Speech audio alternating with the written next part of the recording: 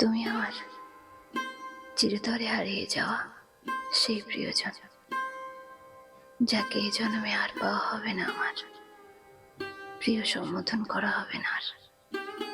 তোমার মুখ থেকে জান ডাকটা আর শোনা হবে না, আর কখনো আমার সবচেয়ে প্রিয় মানুষটার সাথে একটু কথা বলা হবে না।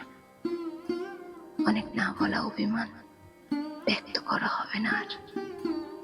দিনের শুরুতে গুড মর্নিং আর রাতে গুড নাইট শোনা হবে না আমার।